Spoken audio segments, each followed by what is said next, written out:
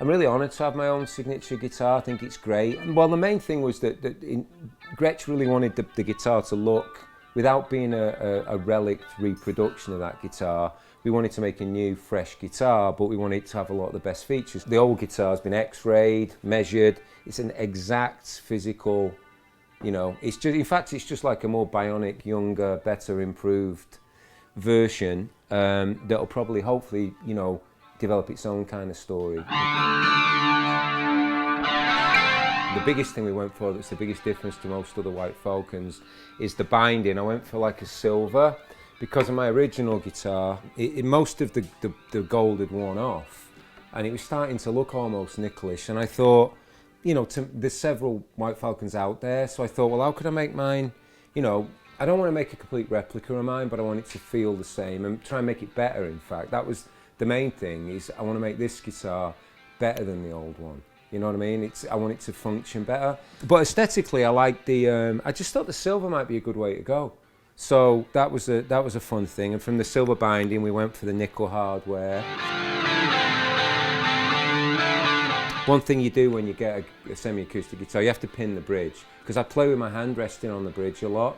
And normally these guitars, for some reason, historically, they don't pin the bridge down, it just sits there. So the minute I put my hand on it, the bridge goes, rendering it unplayable. So this one, we just pin it from the get-go.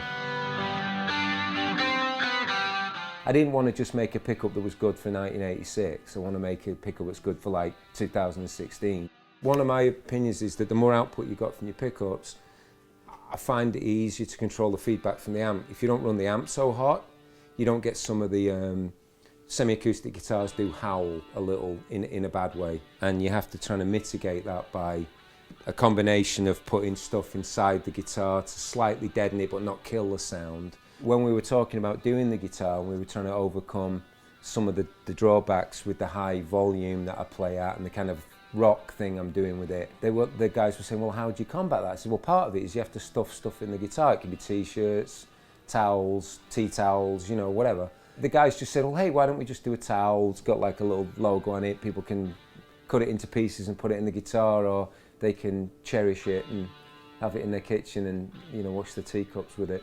But it's going to come in one of those. It just have my logo on it and stuff. It's just like a fun thing to include with the guitar that's based on a kind of a historical, you know, a reason for it. But, you know, I mean, I probably wouldn't cut it up. I'd use something else.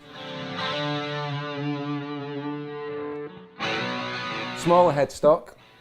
That's on the 70s ones. You get a kind of a thinner, I think more elegant profile. Tuning pegs, very important to me to get the big chunky Grovers on there, which is the same as the 70s ones. I kind of insisted on that.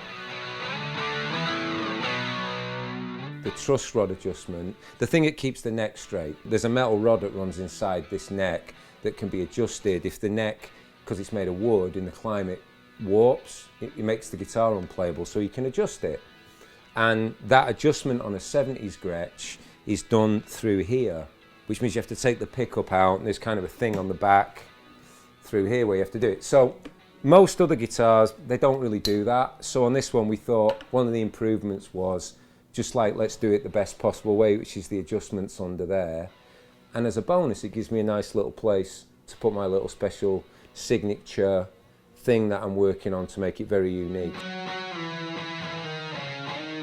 But that's it, there she is. The only, I think to my mind, the only silver finished Falcon, certainly only one with my name on it. And it sounds great, guitar sounds brilliant. I mean, it even sounds good not plugged in, and that's always a good sign with a guitar. If it sounds good not plugged in, it's usually going to sound good plugged in.